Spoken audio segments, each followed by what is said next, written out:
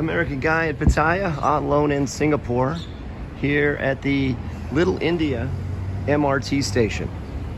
Now, Singapore is a very cosmopolitan city, at least in certain parts of it, very cosmopolitan. A lot of expats, a lot of, let's just say it's kind of diverse, right?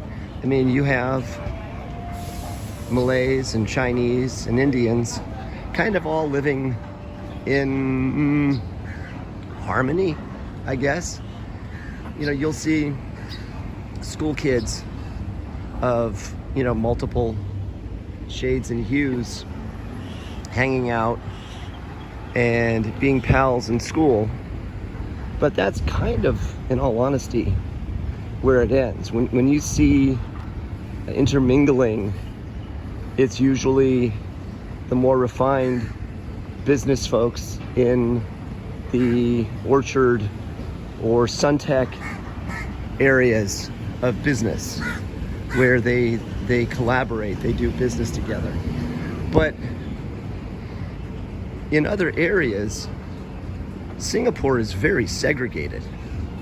It's areas of Chinese, it's areas of Muslims, it's areas of Indian, and they pretty much keep to themselves. I'm in the Indian area, and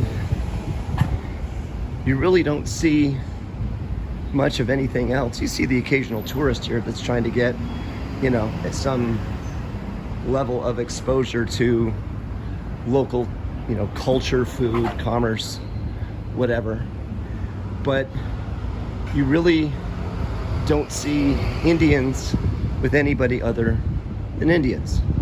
And you don't see Muslims with anybody other than Muslims. And you don't see Chinese with anybody other than Chinese. And certainly you don't see one group dating another group. It just simply does not happen.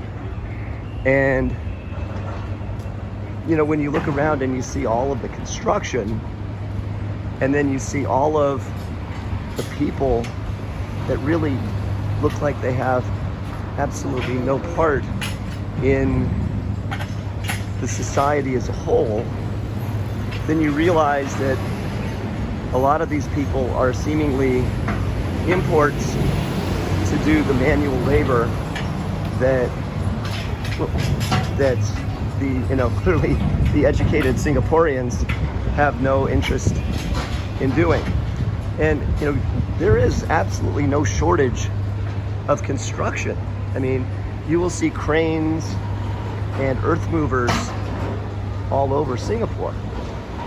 But when it comes back to being a segregated city, by all means, there are areas, I don't want to call them ghettos, but there is public housing and there are housing projects, and they are 30 stories high of apartments, and you will see laundry hanging from the windows, and you will see people that, again, they don't speak anything other than whatever their native language is, or they make no attempt to learn it, and they make no attempt whatsoever to assimilate to Singaporean ways.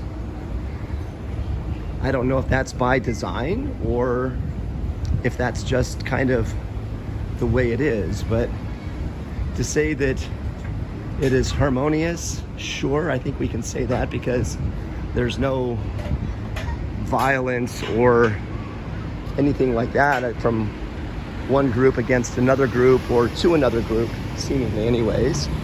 There doesn't seem to be any animosity, but at the same time, there's not a whole lot of commingling. Although, you know, this child care here thing would make one seem that everybody gets along great. And, you know, again, at this age, they probably do. But once they get older, There just really isn't a lot of mixing. So, is what it is. Again, just my observation here of groups basically keeping to themselves, and you know, it is what it is, I guess. Anyways, just a take on things here in Little India from one guy's point of view. Thanks for watching. Hit the like button if this is informative, and we'll see you soon on American Guy in Pattaya on loan to Singapore.